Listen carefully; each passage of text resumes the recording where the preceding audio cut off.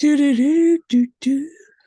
And we are back here with Jago and Lightfoot, Series 7 on Audio Heads, a group of Gus. Well, there's Alad missing and there's Kevin missing. So it's just Lee and me. And we are Geeks Assembled. And yeah, that's a really cool box. Is that a steel bookcase? No, Or is no, it's that a just a okay. Just a normal. regular. It looks sort of like a steel case. It looks really cool. Well, it's made to look like an old chest, isn't it? With the hinges Uh-huh. and the yeah.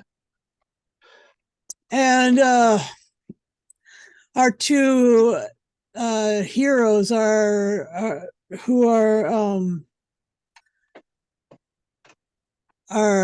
off to save the day. Yeah. And there's a little bit of a famous other duo that is a big, huge part of this. Oh my gosh, it's like huge part of this audio adventure, Yeah. and including the author of that other like famous duo. Anyway, loved it. Picked up right where the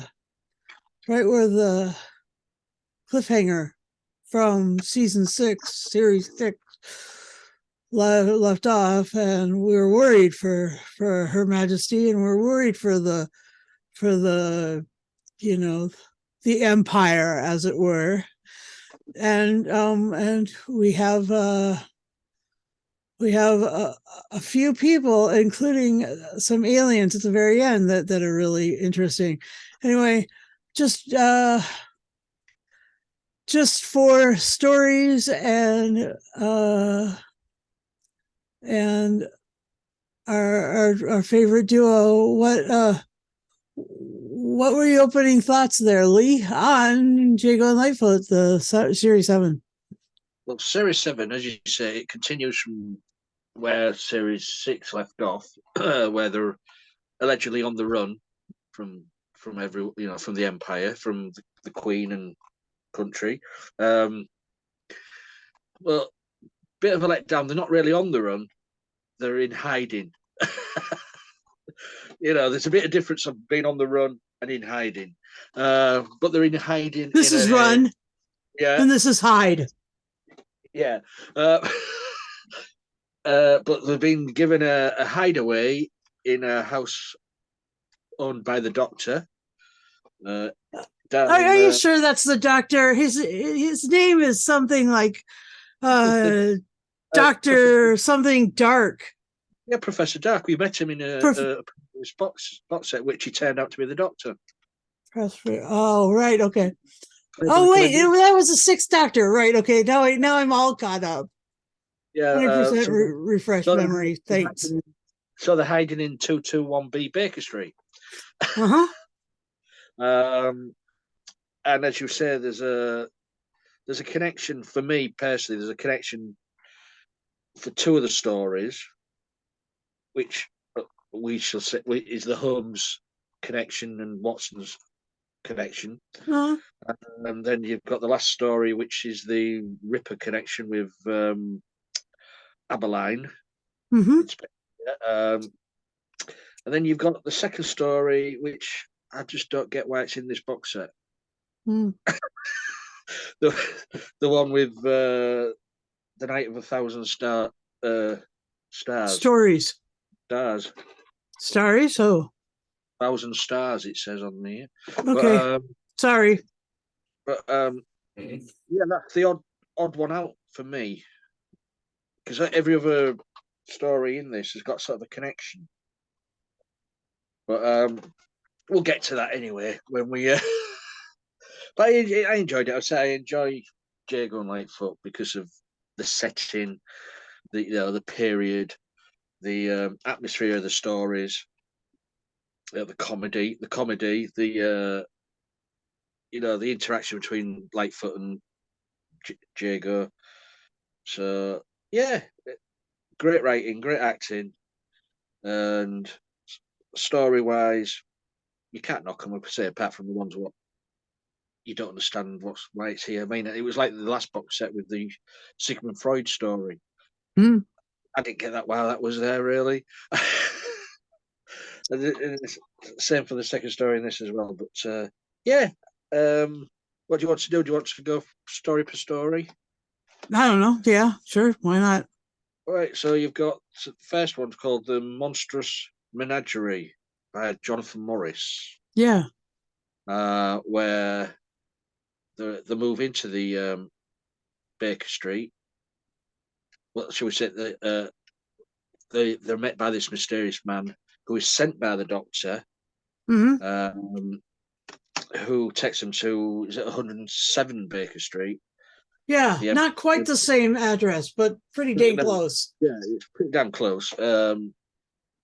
Which is the London home of the Doctor, but and it's the same number as my house, Oh. but I don't live on Baker Street. Oh, okay.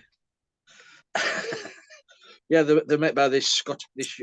Oh, and let me guess. The Doctor doesn't live at your house. It's the master who lives at your house. No, only in the cellar. Uh-huh. Don't try to argue with me. Yeah, and they're met by this Scottish man who turns out to be Arthur Conan Doyle. Sir Arthur Conan, Sir Arthur Conan Doyle. This is before he becomes a sir, I think. He's and he's sent there by the Doctor to ask them to disguise themselves as Holmes and Watson. Mm-hmm. to meet these people. I like this because the way Arthur Conan Doyle's portrayed, he's fed up of people asking him, "Are you going to write any more Sherlock Holmes?" No, he's dead. The Reichenbach Falls. Yeah, he thought that they'd have it figured out that after like a 6-story collapse from a huge promontory into the raging river below, and he doesn't survive that there probably wouldn't be any more things to tell about the there are no there are no more stories after that to tell. That's what I'm trying to say. Yeah, there's no more stories. He's dead. He's dead. Well, no. They, I think Jago and Lightfoot really get sort of their head around the fact that maybe he should write some prequels, something to tell the story at the beginning. And it's just funny, and I know that it's. Anyway, yeah, it's also with aliens in this as well, where one of the characters, one of the aliens is called, what was his name again? Roger Baskerville. Yeah, the Baskerville fellow. Yes. So, with his hound. With his hound, yeah. So, and this is how they work it into this story that, please go away, write the Hound of the Baskervilles, put clues in the story to save them from now. so the aliens know where to find them in the past. So Hound of the Baskervilles has got hidden meaning, apparently. Mm-hmm. Hidden messages for aliens of the future. For aliens from the future, and for trippy Holmes fans as well, right? Yeah. So, but yeah, I liked the portrayal of Lightfoot and Jago doing Holmes and Watson. Yeah, that was a real joy. That was so fun. Yeah, and the fact that they didn't mention Madame Vastra, but they did allude to the fact that there was other people running around Great Britain, both solving crimes and or saying what would Sherlock Holmes do, WWSHD, and chasing down criminals and stuff. to me that speaks of what happens when people read too many comic books. They just turn into superheroes themselves. Mhm. Am I right? I'm right about that. Oh yeah, you're right. You're right. Yeah. So yeah, but it's a damn good yarn. And then Uh-huh. you move on to Night of a Thousand Stars. I don't get it. I just don't get this one. Yes, they're in the they're at Baker Street. Lee, you've got Ellie, Jago Lightfoot, and you've And also got Leela. Leela from out of nowhere. Um, and that's it. It's just them in the house having to perform and tell tales of and when they're telling tales, anger, resentment, they're they're having a go at each other, threatening each other. Yeah, they tend to like have emotional breakdowns and bust ups. Yeah, And they treat each other like shit sometimes. yeah. It and then it turns out it's an alien influence behind it all. Yeah. Spoilers. Um, It's very funny. This is from what 2007, I know, but you know what people but are like. right. But and it turns out was it? I think it turns out the alien influence is something Sorry, called like 14. it's something called like remorse or something like that. Yeah, I just didn't get this one. I mean, great acting.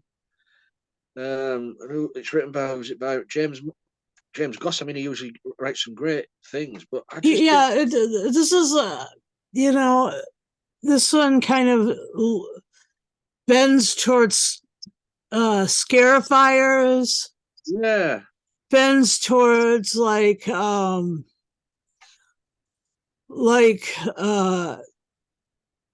the what's that funnier funnier than the Hammer horror one.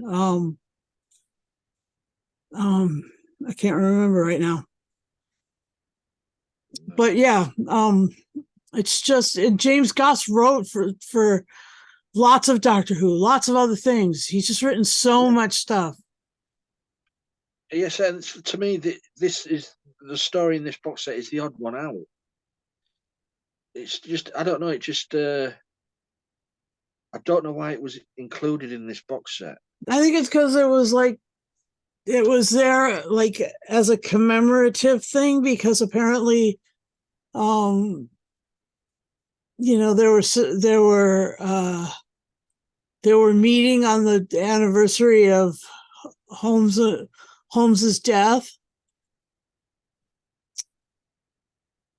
I don't know. No, no, that's the next story. Oh, all right. That's not Night of the Thousands.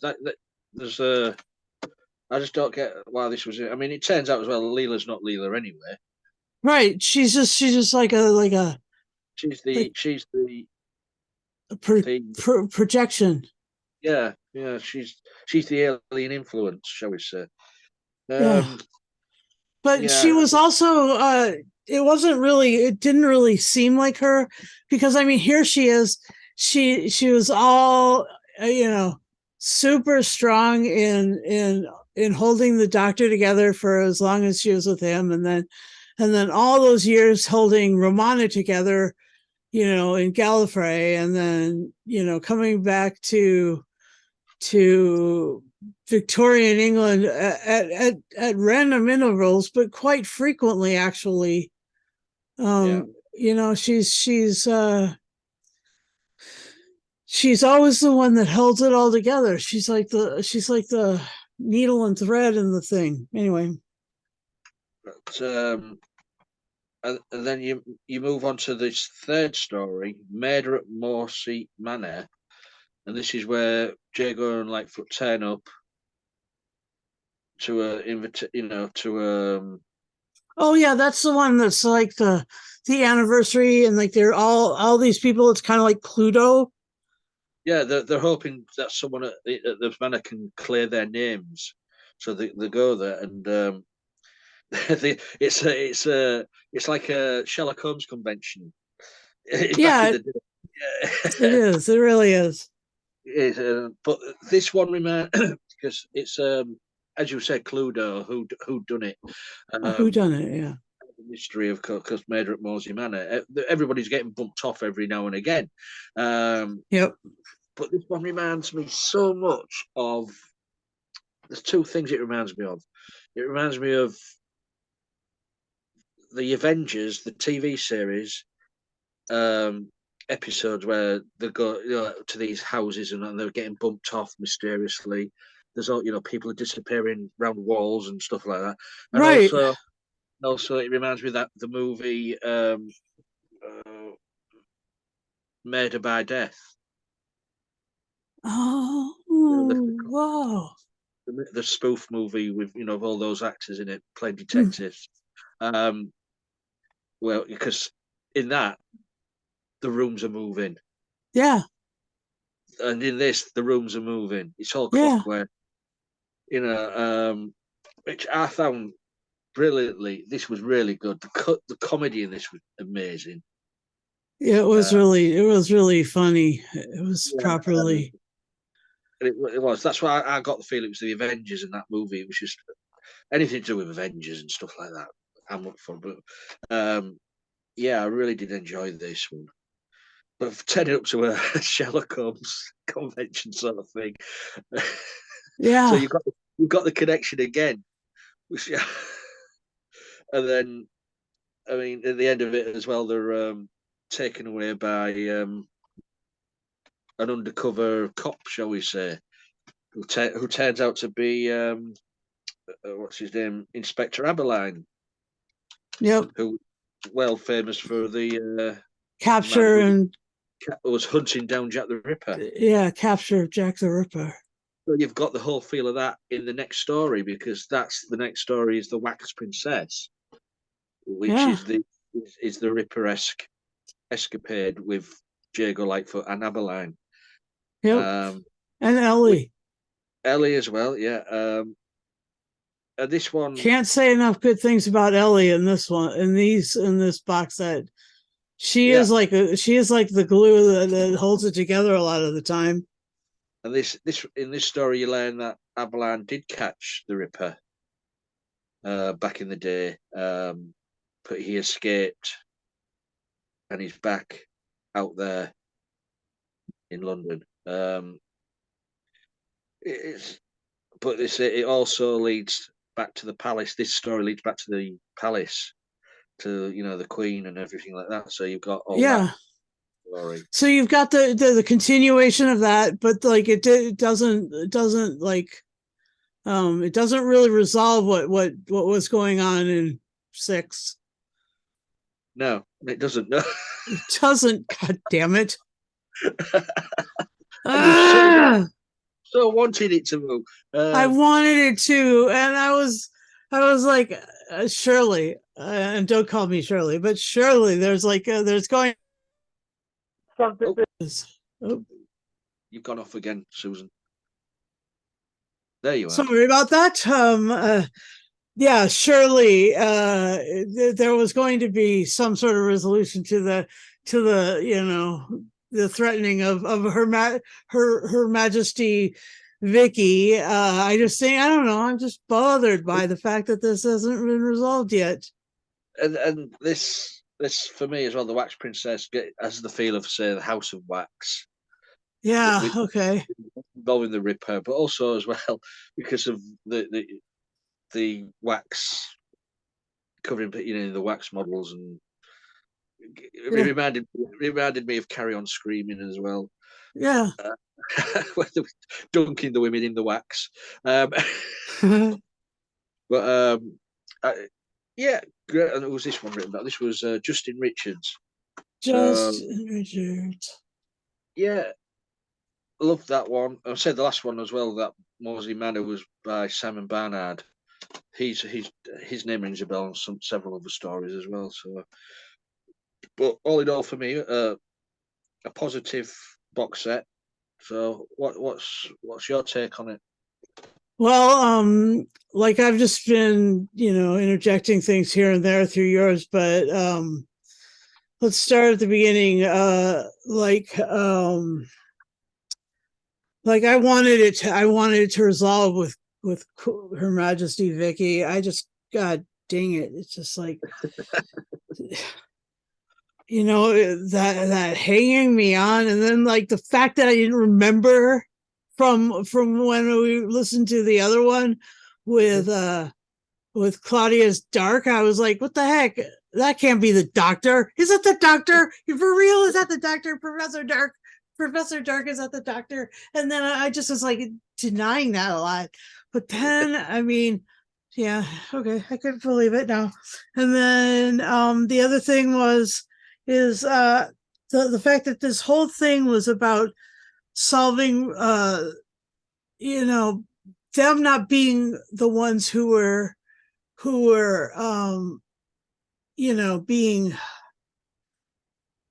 being accused and or investigated, like for any sort of the crimes, any sort of like the jeopardy that they put the crown in. They just went with this idea that Jago and Lightfoot were well, once again, they were like these great rogues and these great, amazing, fantastic sort of show. Well, Jago, of course, is a showman to beat all. And that's probably why the second story is so theatrical, and it's all about storytelling, but it's all about the earlier form of storytelling, which is actually telling a story with words, not with scenes or makeup. But the fact that they used the theater and like they had all those different parts of the theater and the description of the grease paint and the lights and everything, and how how it really starts out as magic, and like they really want the magic. All these people in this house, like in this apartment or whatever, are after magic, and magic is a thing. Magic is a really important thing, and so like the theater came into it, and like that was maybe what that was like a bonus. It's like getting your banana split and having M&Ms placed on it or something like that, something delicious, a little bit of Mars bar on there for extra deliciousness. I just don't even know. So that was really, that I really like that. And like the third story, the third story was the manor, the Moorsey Manor. I liked that because of the Cluedo feel. I like that because of the like the way that sometimes they would say, he'd go into that repetition, that alliteration of especially, of course, because Jago is not able to really shift gears, of the letter P. I don't know what it is about him and the letter P, but if there's an alliteration to be had, it'll probably come down out of heaven and roost in his mind and come out his mouth, and it's a string of the letter P. And he was just like, he was all over that in this one, and it was just it was so great. And then yeah, so he was trying to pursue the perpetrator of the, anyway, I can't remember all of it. It was so freaking good. Anyway, I love that. I love Jago, and I love Lightfoot. Lightfoot just, he's so long suffering. Oh my gosh. He's just like, oh my gosh, this guy is amazing. But like that friendship thing, that thing that we tend to like. And then there's like this dang it, there we go again. Here we go. Oh, we are again. Okay. Can you hear me? Yep, I can hear you. Okay, go. Okay, good. They the last one is the brilliant story about about the uh um the girl in the wax princess, that's the one. And how it goes into her, how it goes into her being sort of the focus of Jack the Ripper's ardent love or ardent pursuit, anyway.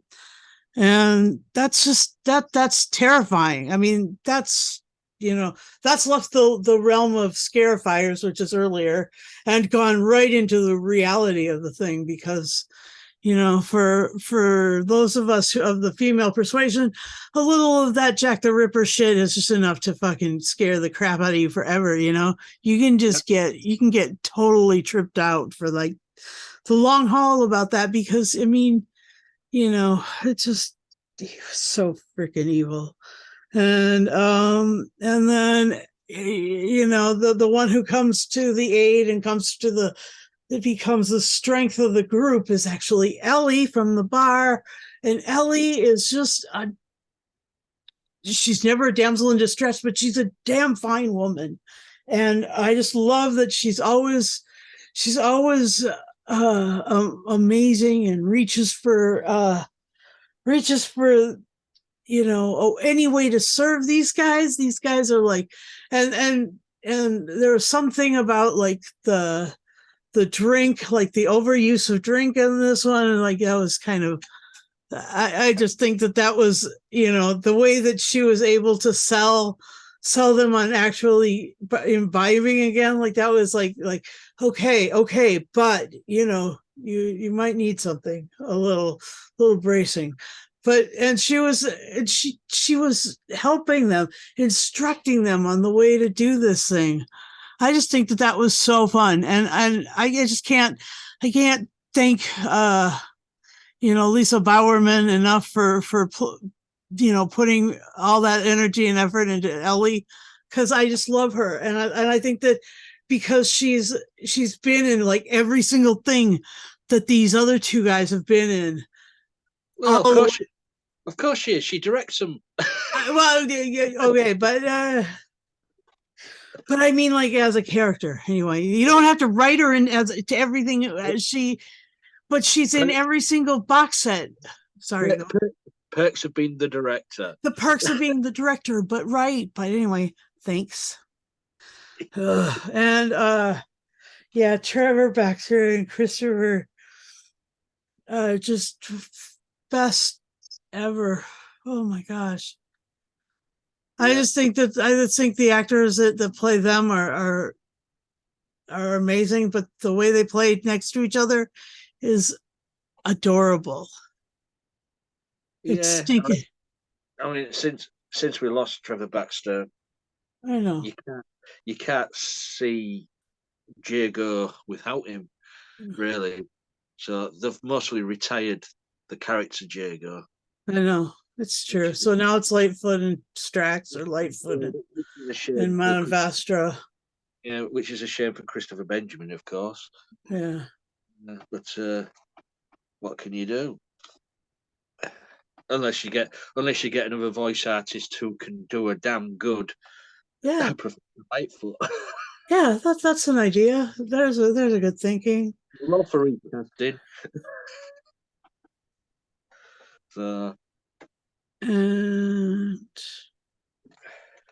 So yeah, those are my moments, and those are what I like about the Series 7, and I just really like it. What do you want to talk about? Go ahead and just speak about anything you want to talk about it, because it's I just like to say I've every box set apart from maybe box set 5 works for me, because I say you take Jago and Lightfoot out of their period of time, and it doesn't seem to work, and it showed that in the 60s box set. But you put them back in their own time period, it just works wonders. The Victorian streets, the old way of living, the theatre, the Hmm. dark alleyways, the gaslit streets, the Ripper-esque vibe of all the stories, the supernatural elements, Hmm. sci-fi. These are the, shall we say, these are the Victorian Mulder and Scully, really, aren't they? They really are.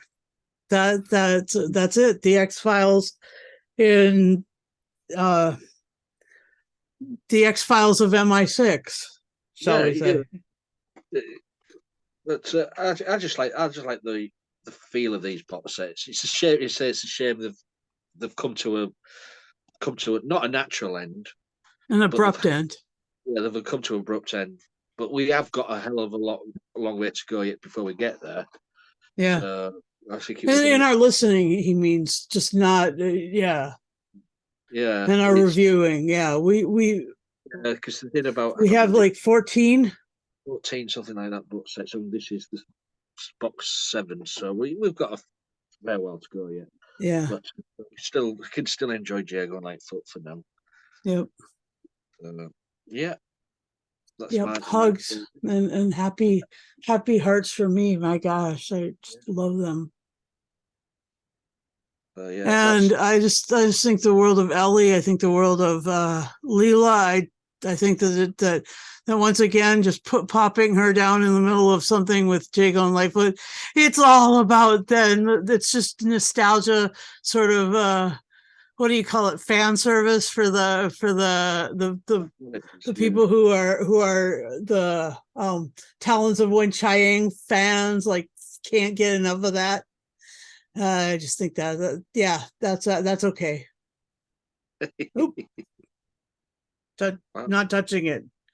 Not gonna touch it. Not gonna touch the table. It's gonna if it's gonna shut off the camera or bounce it. I'm just not gonna do that. No. Anyway, yeah, the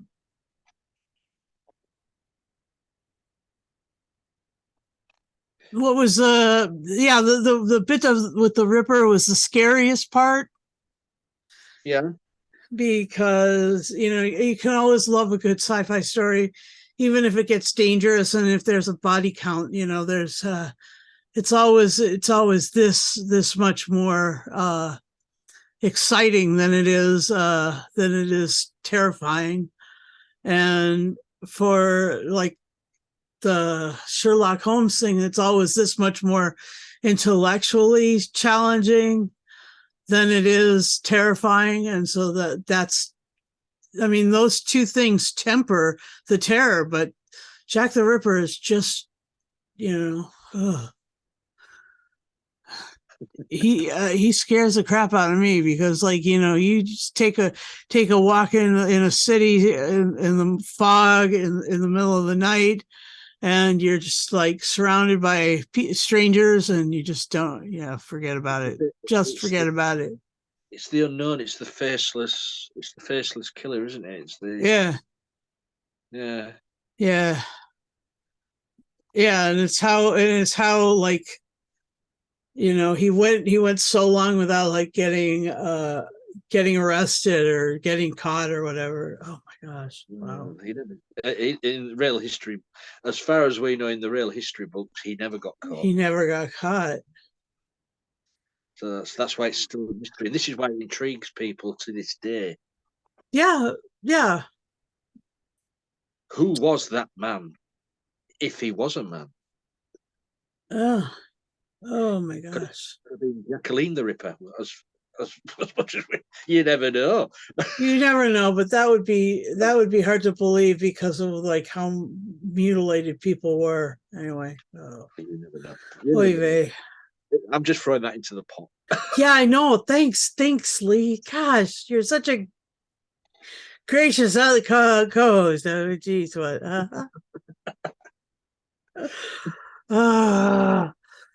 And so what would you rate? Do you want to do them story by story? Um, well, I would say story 1, story 3, and story 4 would all get 10. Okay. Story 2, I'd give it a 4 because it was Oh, just crikey.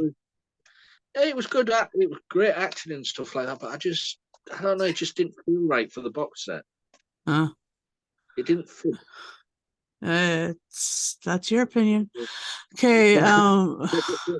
So for the box set in total, it gets. I would give it 8 corks out of 10.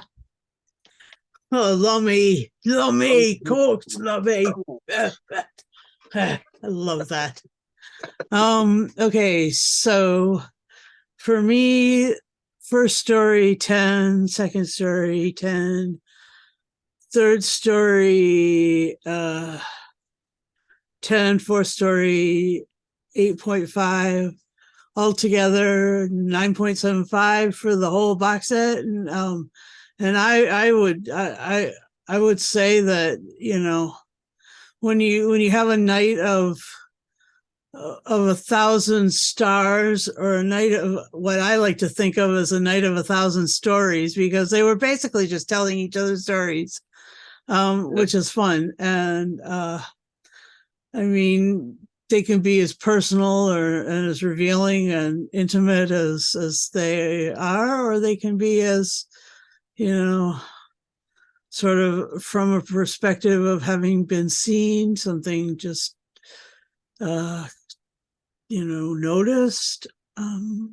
So that one I think Lee made a mistake about, but that's just in my humble opinion. Oh geez. Anyway, can't be a 4. What? No. It just didn't. For me, it just didn't fit with the rest of the story. Oh, okay. All right. But you've given things that were a lot rougher, a lot higher scores. And so anyway, I'm just going to thank you, Lee, for listening to it, even listening to the second story, because apparently that was a little hard for you to do. And join us again in a fortnight for another fun-filled edition of Audio Heads here on Geeks Assembled Podcast, and we'll have another argument about another audio. And the reason that the fourth thing with this, I think it's because of the Scorchies and the fact that the guy with the hat, I don't know what that is. That I just don't even know what these little things are. And but Scorchies, they've shown up in Iris Wild Time. We did a number of reviews about the Scorchies and Iris Wild Time back in the day, back a few years ago, and they're back, and they're tormenting Victorian England, and that's really uncool, guys. That's why that story kind of went, oh no, not them again.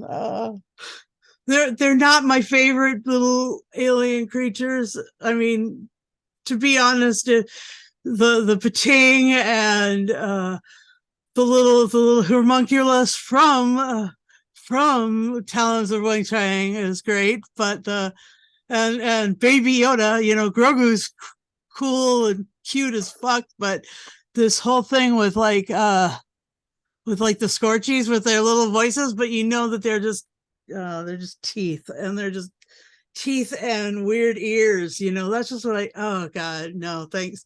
Anyway, I'm just gonna kind of let it go. Oh no, I said it, and Alan wasn't here. Anyway, thank you, Lee, for joining me. Sorry you got other guys for missing. We are here every Sunday night at what is it, 9 p.m. Yeah, and 9 p.m. And until we're done talking about stuff, and then and we'd like you to join us if you want, and have a device that works, a camera that works, a mic that works, even if it shuts off once or twice in the middle of things. And then also have have Zoom and have opinions that you're willing to share with the rest of the group. That's also important. We don't care if your opinions don't. Don't lock up with ours. Oh my gosh, no. I could be wrong, but Lee could also be really wrong about story number 2. About we don't care if your opinions don't. I'll come round and smash your windows in. I don't care. I don't really. Oh, it's so good.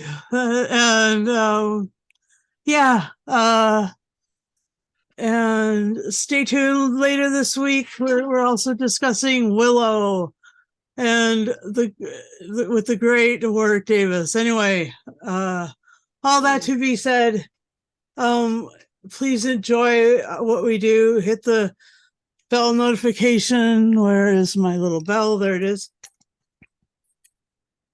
Come on, shake out. Whatever. Yeah, bell notification, and join the fun. Subscribe, and also comment, and yeah, social media. If I talked about everything, I think so. Oh, yeah. Okay. Yeah. Have a great one. Do remember to tip your barkeep, Ellie, as you go. And thanks for joining us. Bye-bye now.